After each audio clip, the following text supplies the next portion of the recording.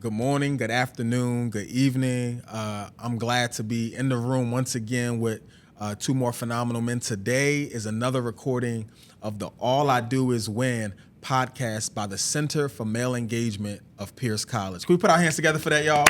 I'm excited about it. Y'all excited? Yeah, Absolutely. excited for sure. Yeah. So I'm really looking forward to the conversation we're going to have today. We're going to be continuing our discussion about sustaining success and how our men, how our communities can not just get successful, but stay successful. And that's why you guys are in the room, because you are both two successful men who are really a picture of what could happen when you follow something through to the end. I'm not saying that you've reached the end, right? I'm sure there's still evolution, things that are before you guys.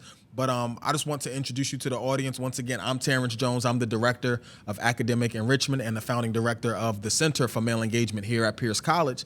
And I want to pass the mic over to my left. And you can, of course, please introduce yourself and we'll keep it going around. My name is Stewart Pradia. I'm going into my 6th season as the head men's basketball coach at Rutgers-Camden University. Thanks, nice. I'm Guy Still, Director of Senior Programs at CPAC, Community Planning and Advocacy Council, as well as Assistant Football Coach, Head Baseball Coach at Eastside High here in Camden. Nice. Thanks for joining us, guys. Thanks for joining us. Thanks for having us, man. So we're going to get into this talk right quick. So once again, we're talking about sustaining success. And one of the things that I've been really thinking on lately is how we have so many students, and let's not even just identify just students in this, right? I'll say our culture has been really impressed by the microwave, quick pick, start today, you're at the top tomorrow mentality of getting what they want out of life. And a lot of folks are kind of like what I call it, they're faking it. And they're not making it. You know, we used to say fake it till you make it, but they're just faking it, right? Yeah. And there's even a talk that I've been doing lately that's called Stop Fake Flexing and Discover Purpose. Yeah. And what we're finding is just that a lot of students have normalized the pursuit of what's fake. Like, I'll have the expensive things before I have a bank account, you know? I'm used to being comfortable and living, like I can eat at the most expensive restaurants and order lobster and things like that, but I'm broke until next week, but I'll take the flick of me in these spaces, right?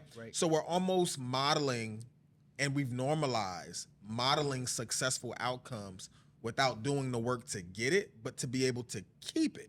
And I kind of want to use that as our springboard today for conversation, right? Like, what is your perception of just the culture as it stands today in regards to like pursuing success and then being able to sustain it? Yeah, I would agree totally. I think in my experience, I work mostly with, college age young men, 18 to 22. And the thing that I notice is they're more interested. We were actually talking about it earlier. They're more interested in how things look than actually for the substance of it. And so it certainly is concerning. Just because, obviously we were talking about sustainability and, if things are shaky on the front end, what ends up happening, I see them like bounce from thing to thing and they just think, well, I'm not good at that, or that's not good, or this is fit. And like you said, they don't build up any resiliency. So I think that's probably the most troubling thing that I've seen from it. So yeah. That's real. Yeah, I think that revolving door that Stu talked about, that not staying with one thing, really affects them in the long run. Because, in dealing with that fixation on the moment in time, right? The now versus the future, right? What could be, what should be, and the work that needs to be put in now is so much more important to your future, right? And so I think the littlest things as far as trying to capture that moment, but kind of making it last, that idea of making it last is so important. So. Yeah. I think that the longevity of success is oftentimes met with the fix of success, right? I'm gonna say that again. The longevity of success is oftentimes replaced with the fix for success. And it's almost like I've got my fix, so I'm good until it's time to post again. Right. Versus this is actually my real life, you know, and I'm actually in a good spot, right? Social media is tough, man. Like I think it's done a lot of good connecting people, but I think it's done a ton of damage too. Like you said, it's that fix. Like people are literally doing any and everything just for content, and it's just getting younger and younger and younger. I have little nieces and nephews who are, you know, trying to be influencers, and it's fine, but for me, it's just about balance, and I see a lot of imbalance in the things where people are just willing to do, just for, like you said, that fix that's really not even tangible. It's not actually anything. It's just you know, that momentary feeling. So, yeah, no, I hear you. So I have a thought, right? And the thought is that we understand that there's this perception is reality kind of clause that a lot of folks are living by, where if I look like I'm good, then I'm good. But we know a lot of our students, a lot of the people in our community, they're not good, right? There's a lot of resources that are needed. There's a lot of gaps that still need to be filled. There's a lot of bridges that still need to be built, right? How do we begin to reframe the thinking so that when resources are available, they're actually looking to receive them versus I don't need resources because I think there's a space where they begin to believe the lie. And I almost feel like there's this tension between the things that they actually need and the things they want to be aware of that they need. What are your thoughts on that, guy? No, I think there's a difference between want and need, right? As far as success is concerned, it's subjective in many people's eyes because the work that needs to be put in, I may not want to put that same work that you put in on something because it's more important to you than it is to me, right? But I think that that wanting to win now doesn't allow them to see the resources necessary, again, for what they need in the future. And you used a good word on the open. You said sustainability, right? So sustainability and long running, right? Resources are needed for that win now. Resources just the minimal is, and to get comfortable with the minimal and making the minimal and not seeing and having, and we live in a visual generation. You understand what I'm saying? And so with talking about social media, they see so much win now mentality and jumping on and doing anything for the minimum, right? That they don't see the long-term resources that are necessary. Well, one thing, and just kind of building off what you said, a big thing is we're very results-driven now and results-oriented, and we're not as process-oriented. Correct. And so it's like part of the process, and also I think there's this aversion to failure. Like, and so people, we talked about it earlier, if I do something and I fail at it, that's not the right thing. And that's, I think, what a lot of people don't understand. Like, that's a part of it. I share with my team a ton, different people, whether it's Tom Brady or Kobe or Nick Saban or whoever it is, like, they all saying the same thing. And Kobe put it really well. He was just like, don't look at what I did, look at how I did it. So your question was about, like, getting them to recognize that. That's the $1 million question, I think. Honestly, I mean, I don't want to, like, pass the buck, but it's, you know, it starts with parenting. And I know parenting is really tough, but I do see kids come into my program who already have a lot of those things instilled, and just some that just don't. And there's stark differences between the two. So I think tapping in with the parents is really important, but also just kind of reaching them where they're at. Whatever that is, and whatever, like, may click, and, you know, and it's funny, I talked to my assistants about it, but we're going to fail at it too. So we got to say, nah, okay, we did it, and maybe got a little bit, we took 2 steps forward, but I took 3 steps back. Well, let's get them to take those steps forward again. So it's just persistence on our end too. That piece sorry to interrupt. No, you're not. So that piece of buy-in, Yeah. right? Because I'm coaching at a high school level, foundational aspects and concepts like that are very important because reaching them where they're at, right? My kids, my baseball team, the majority of them being Hispanic, right? A lot of their background and genealogy, they really relate to the spiritual part that my other players really don't, right? And when I pray before a game, they're real receptive to it, right? So the buy-in comes into the reception of what you're delivering, right? And so that spiritual part, bro, they'll run through a wall for me because of just that. And that alone speaks volumes to future and to longevity, right? Because that's not something you just take into athletics. Your spirituality and strength in that area is something you take with you through life. Yeah, sure. I like that. I like that piece, and it really causes me to kind of rest here for a second, the bridge between spirituality and civic engagement, right? And I can't mention that without mentioning the fact that we're literally on site at the Kroc Center of the Salvation Army in Camden, New Jersey right now, right? So thank you to our sponsor for space today, the Salvation Army of the world, really, right? But specifically the Kroc Center in Camden, New Jersey, who gave us access to this space today. But what I love about this space is that normally, historically, if you grew up in a space that's marginalized, that's under-resourced, we've always had community centers in those areas. Yeah. Anyone who's come from a city where you could say you're in an urban development area, there's always a community development space, but oftentimes that space does not look like excellence. Yeah. Oftentimes that space does not look like something that's modern. It doesn't look like something that's fresh. It doesn't look like some place that you'd want to be if you weren't engaging it for what it's there for. Like, all right, after I finish playing basketball, I want to come here and read. Right. That's not a common thread in just my awareness. Is it? I don't know. Any of you guys that had that experience? I mean, well, we're in the Kroc Center, and this is a nice place. But I think generally, like I'm new to the area, so I've only known it as it is. Where area are you from? I'm from Houston, Texas. Right. So in Houston, the community centers that you grew up with, how did those? It depends on what part of town you're from. Like most things. Same here. Same here. And the point that I want to kind of hear from you guys on is how important is the intentionality around excellence, because the community centers are oftentimes where children get their first exposure outside of the family, right? We talked about parents. We talked about development in the home, but sometimes when we're talking about marginalized communities, there's deficits that causes there to not be the structure that would be ideal, right? But when you have these resources that come into the community to help build it up, and it looks like, and it models what excellence looks like, how big of an impact can that make? Huge. Being born and raised here in Camden, running the Boys and Girls Club of Camden County for 6 years, and then seeing this come a little after, I'll tell you this.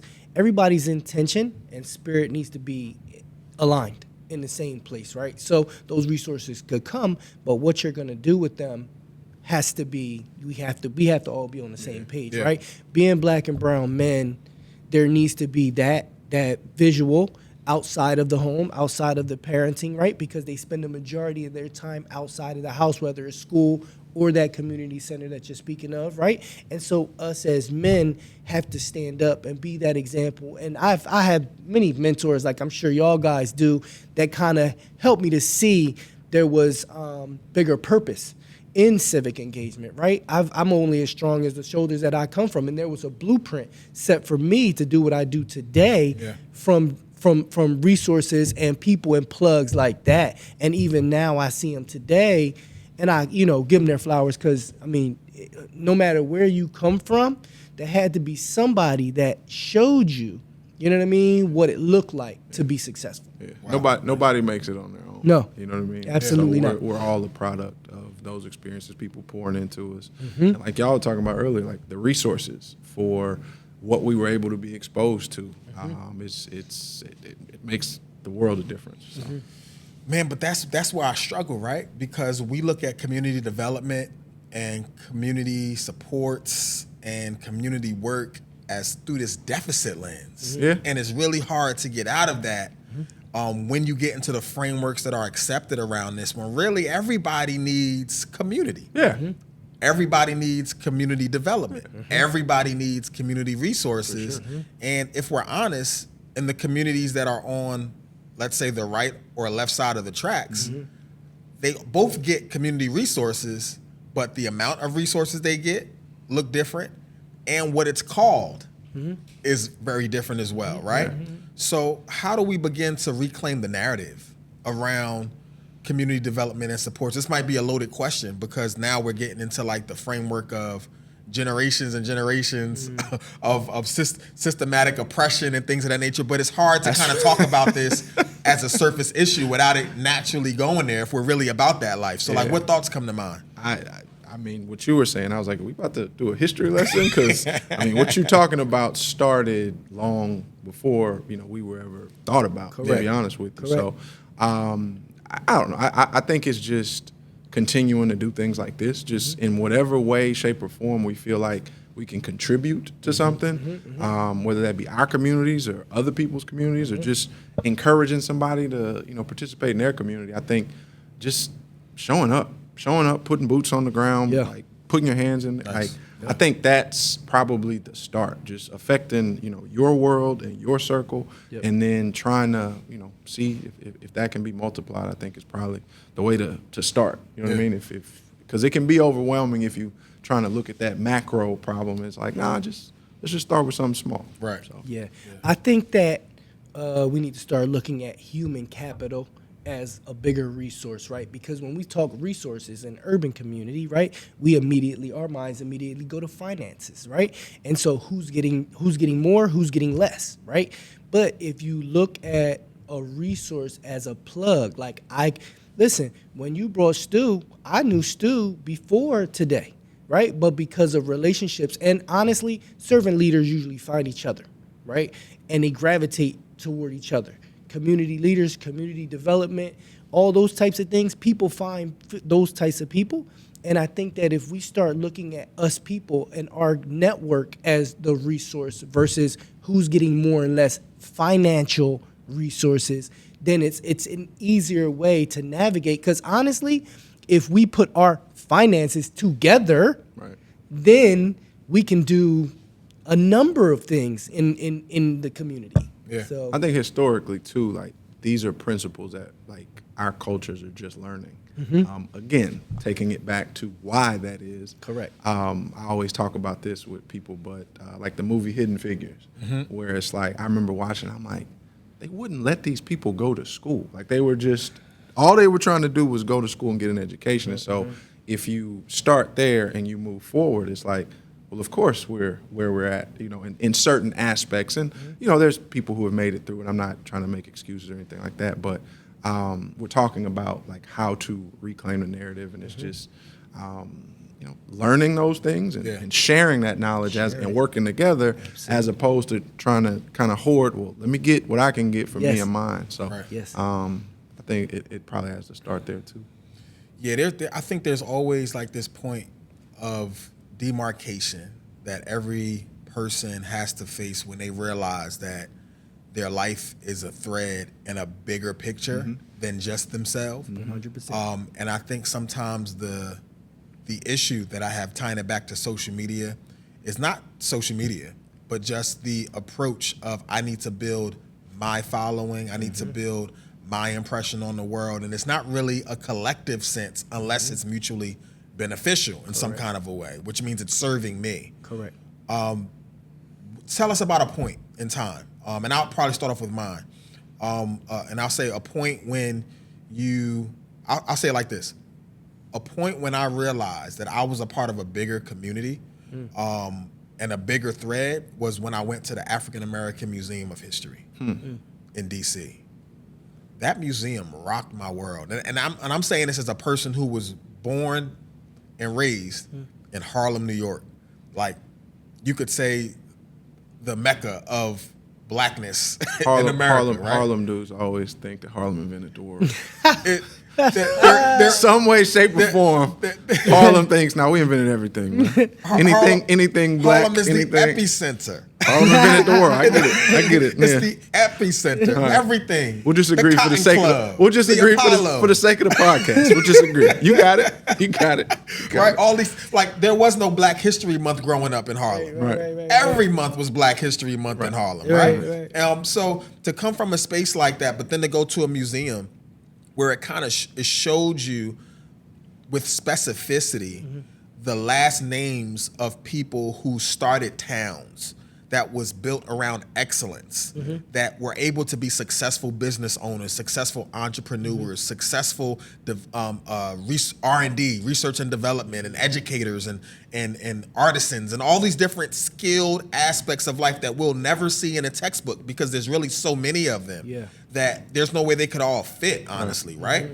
When you begin to see that, the ingenuity, the entrepreneurship, the resilience that we see, and there's this great resurgence, I think, in terms of infrastructure right now, where a lot of folks are finding ways to like build business. Like if I think back 20, 30 years ago, if you said you're an entrepreneur, that meant you ain't had no job. Right. You know, Tommy, you ain't got no job. You was scamming. You was scamming. You was scamming. You're an entrepreneur. Like go find you a job. Go find you. But nowadays you can say you're an entrepreneur. Like somebody's, well, what are you doing? Oh, well, I'm doing this, and they could be legitimate pathways to resources and such, right?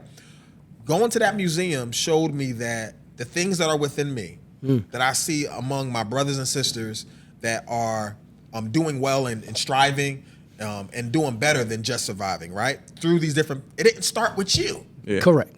Yeah. There's the DNA of greatness that's connected to names that you've never heard, voices that you've never heard, and things that have been created that you've never known about that still lives within us. Yeah. I think going back to one of your earlier questions about what we can do, I think part of it is just educating like our communities. I think so much isn't known, right? So it's like, what do we see? We see rappers, we see entertainers, we see athletes, and we gravitate towards that. But like you said, there have been successful people at all walks of life for generations. And it's just, like you said, it's not in the textbooks, and it's not passed down through our communities effectively. So starting there, just showing like, nah, you can, but also it's, again, us showing up. Like, you can coach basketball, you can work at the Mensa, you can work at there are other things to do besides like those 4 things that you see on TV or see on social media. So, that's. I think to piggyback off what Stu said about educating, right? Because what first came to mind for me was knowing your history. But to know your history, you have to be educated. And that goes down the line, like you guys are saying. My moment in time was, again, my name is Guy Still. So finding out from the matriarch of the family that my family had helped in the Underground Railroad, right? Oh, wow. So that right there told me I got big shoes to fill, right? There was big responsibility. Too much was given, much is required. And in this life that we live and in the service that we give, I take it very personal because of those things, right? Nice. And being educated in those things allows me to provide that framework to someone else, right? It's not just me, right? It comes from a bigger, longer line of servant leaders, you know what I mean? And in our case, you know, people who sacrificed their life for us to be here and do this, you know, so. No, that's dope. I was listening to Pastor Mike McClure recently, and Mike McClure Jr., and he was talking about how about 20 years ago, and we all around the same age, so we all should have memory of this, and I even think there's somebody else in the room, you might probably heard about this too, but a videographer. Make some noise for videographer, man. Holding this down. We ain't in here by ourselves, y'all. We ain't set this up. I'm not smart enough. I'm not good enough to do that. He's a nameless videographer? That's wild. Hey, listen, I'm going to plug him right here. Sean Prez, Stars and Bars Creative. But y'all already know. Tap in, and you can get more information on him. But check this out. So he said back about 20 years ago, 2001, the Chrysler 300 changed their vehicle, right? And they got the big body, square frame, and everybody was like, man, that's a baby Bentley. Yep. Man, everybody wanted the car. And they was actually leaning on this, like that people would look at this as a Bentley. So it was like the poor man's Bentley, but everybody, when they drove it, they were flexing big body style. Right. And it looked good, right? Until actual Bentley Until a Bentley showed up. And there's so many people nowadays who are so big on having the baby version of what real success looks like when the real version looks so much better. Right. The body is bigger. Right. The wheels are bigger. The doors open a different. There's so many special features that makes what's good that the fake feature doesn't have. And you don't realize that you're actually living in a lower, lesser less worthy version of what life was ever supposed to be about. Yeah. You've accepted the imitation as what real life should and could be.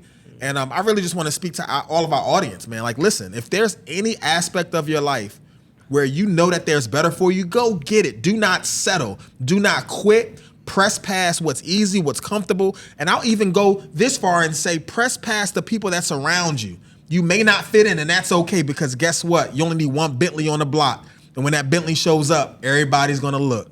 If you don't believe me, just watch. I want to get into some more like practical reference of like where we've been that's caused us to be able to understand how to be our most authentic self, how to add the greatest value, but also how that community impact and the intersection of community and our individual success really has happened. What thoughts you have? For me, I think having just played team sports my entire life, there's just like an ingrained sort of like it's bigger than me. And then like looking up to other coaches, getting into coaching, obviously, like there's just a large, once you go from being a player to a coach, because as a player, you're inherently selfish because I want to play, I want to start, I want to, accomplish all these goals when the ultimate goal is to win. But once you go to the coaching side, you lose that selfishness. And I think connecting with young people, and for me, it was looking at other coaches that I admired.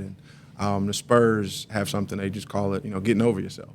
And I think for me, as I've just gotten older and I've gotten to see not the insignificance of me, but just, like you said, the greater value that I hold to the greater good. Because I think that's something that's lacking in our culture a lot, too. With that sort of selfishness also comes a lack of care for other people.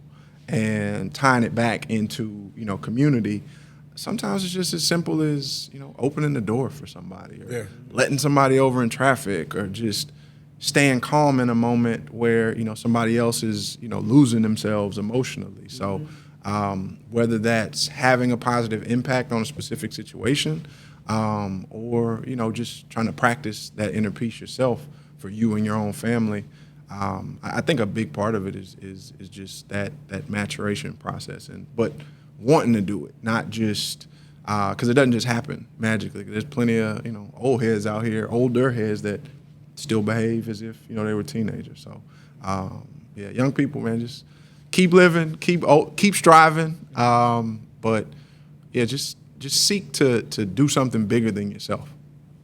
I love that, and I think there's this narrative that comes to mind of how pride plays such a big role in the development of students, of adults. Right. No matter how old you are, you have to navigate pride on a daily basis, right? And I'll even go further and say pride in either direction is still wrong. And what does that mean, right? So pride is like that selfish pursuit of what benefits me. But I would almost even say that pride in the other direction is when you're overly humble because you think so highly of yourself or so low of yourself that I have the agency to not share myself with the world. So I'm not giving the world the best of myself, and we'll call it, I'm just humble. Yeah, nah, you're not humble. You're just so prideful that you won't trust anybody or you won't give anybody access to you.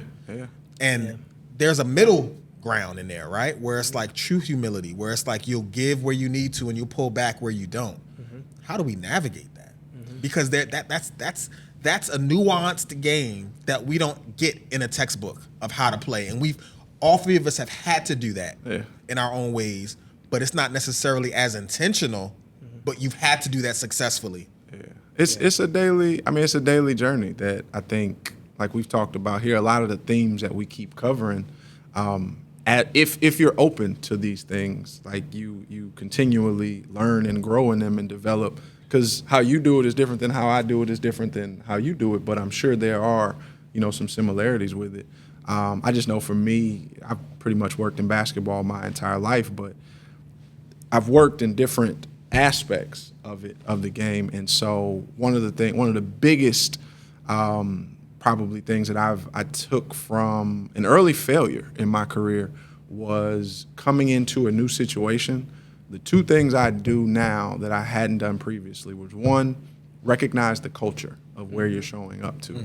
And then the second one is recognizing like where you fit in that culture, not where you think you fit necessarily, but it is important to understand, okay, they see me in this realm. I may not like that, and that may not be where I see myself, and there's work to be done to change that, but it's really important to stay, in my opinion, in a realistic place where you're not very emotional, and to stay in a rational place. Like, we're all human beings. We all gonna feel things. We all gonna have emotions. But I think being honest with yourself and being self-aware of genuine strengths and weaknesses are just really important that honestly I see lacking sometimes. And it, like we've been talking about, all the stuff we've been talking about from education to social media, it all experiences that. But yeah, it's daily, man. You talk about pride. J. Cole had a song, "Pride is the Devil." Like, it's just, it is, because that's, that's an emotion, that's a feeling that can cause you to act out in ways that maybe you don't want to, and they're not necessarily helpful. So Yeah, I think when we can realize that our reaction and response to someone else can change someone's life, can be as big as changing someone's life, then Say that again? I think that when we realize that our reaction and response to someone could change their life, Yeah, I'm with you. right? We transition into "I can, so I will." And let me explain, right? There was a young man one time who told me a brief talk with him at a weak moment in his life saved him from killing himself, right? I've been dealing with youth and families for 20 years. Occasionally you get these stories, right? But when you're young and prideful, an instance like that can change my vision to, if I can do this for him, then I will do this for the greater good of everyone else, right? And it becomes less about me. So, Nah, that's good. I like that. I think a lot of times the community impact, the community imprint, and the way that intersects into our own individual thoughts, it shaped us a lot.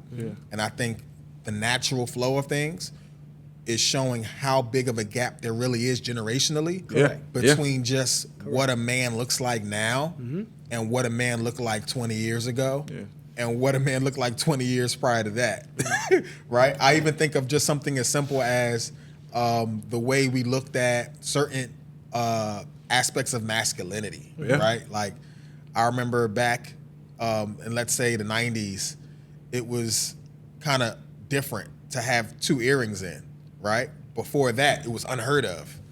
Nowadays it's like you could have danglies on, it don't even matter. It's such a different, nuanced approach to what masculinity looks like. But I wonder, how do we bridge the community when the vision of what an ideal man looks like has changed so much? I think it's important to be accepting. As a man of faith, I'm a Christian, and I've noticed, like, you grow up in certain churches where everybody dresses a certain way, everybody put on it, and, you think about people looking a certain way, like you have this idea of what something is. And I've just seen in the church where, the church I go to now, sometimes I wear shorts. Like, sometimes my pastor is wearing a hat. Like, it's just, certain things matter and certain things don't. And not saying that appearance doesn't matter, but it's like, if we're here to worship, or if, like you're talking about, if it's talking about a man showing up in a space that needs a masculine presence, like, you see athletes now painting their nails, like, so? You know what I mean? Like, and I'm not gonna paint my nails, but like, who are we to say that, somebody's, I just think we get caught up in a lot of like minute, little small things. Lost in the weeds. And just, and we what happens is we lose the young folks, because in a lot of ways, like, they've evolved in certain ways. Like, their brains are literally different from ours. And I think there's the same way we want to teach them stuff. I think there's stuff, we can, and that's where that connection happens. And from what I've seen, yesterday I had one of my players hold me accountable, and I was just like, yeah, you're right. You know what I mean? And that example of just like, nah, he held me accountable. That's fine. Cool. I'm telling y'all to let each other hold accountable. Like, I got to do that. So, just acceptance in a lot of ways. I accept in everything, but Nah, but I think that's a model of humility. So being that we just transitioned from to talk about pride for a little bit, right? Like there's a certain level of being present and being willing to dish it out, but also to take it that shows you kind of navigating that middle ground, which means you're always learning, you're always teachable, and you're willing to learn in any space. And I think one of the things that I've had to really learn for myself was to make a mentor out of everyone. You know, using any space as a learning opportunity, because sometimes you may not have someone to call. There may be seasons of your life where you don't have someone that you can say, hey, I trust their opinion in this situation. And because I trust them, I know that what they say is going to add value to my life. And I think that that's something that is a tool, you know, for guys to use in that bridge of like, or in that period of, I'll say in that gap of not having a direct person. Because of course, the people in our community have us. The people in their community in many ways have people who are connected to us in some kind of a way. But there's some people out here who really feel like I don't have anybody, you know? Another thing I've learned as well is that making a mentor out of anyone, learning from any situation, but also having a mentor from afar is not a bad idea, you know? Because when you tap in and you're watching someone who doesn't even know that you're watching, you're learning from someone who doesn't even know that they're teaching you, you're listening to someone who's speaking or living their life out loud, and you're able to catch gems along the way. There's so much that you can learn and apply to your life. And there's so many people who I can say have imprinted the way that I do things, whether it's the way that I speak, the way I carry myself, the way that I love my wife, the way that I engage people administratively, who have never met me. The sauce, right? Indeed, absolutely. I'll tell you what, I think that it helps you bridge the gap in this way, right? You take from those from afar, right? And you throw your spin on however you teach and preach and mentor those around you, right? And you're able to be that conduit between the lesson you learned and the lesson that you're teaching, right? I think that's real important in being that example, right? And what you said earlier about meeting them where they're at, right? That mentorship is important in the connection, right? The connection, because they want to hear from somebody who has been through what they've been through, seen what they've seen.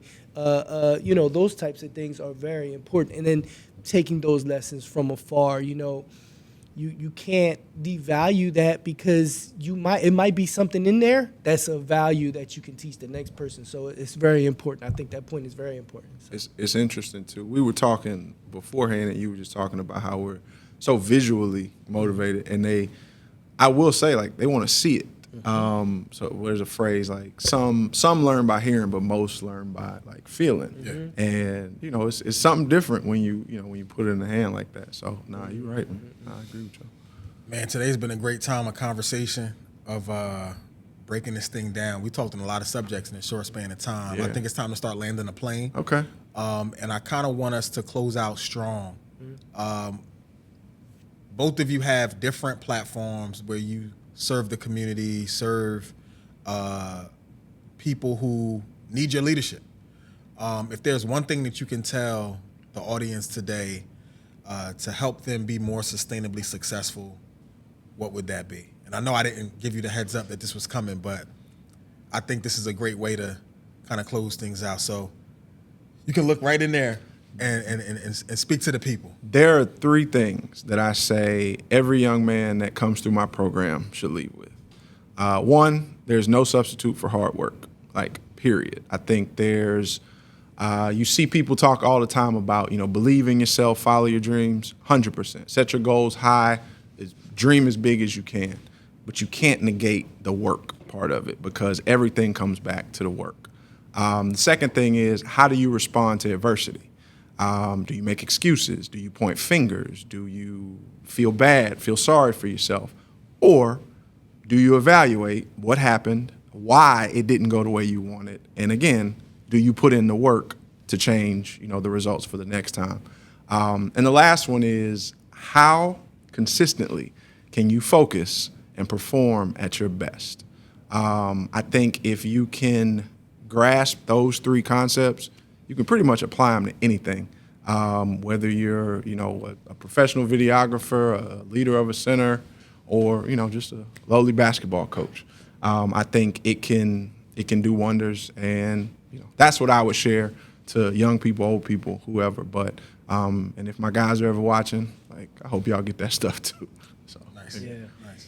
I think two things for me. When you lead with a willing spirit. Okay, because when you lead with a willing spirit, that covers humility, it covers acceptance, it covers openness, right? And it covers connection, right?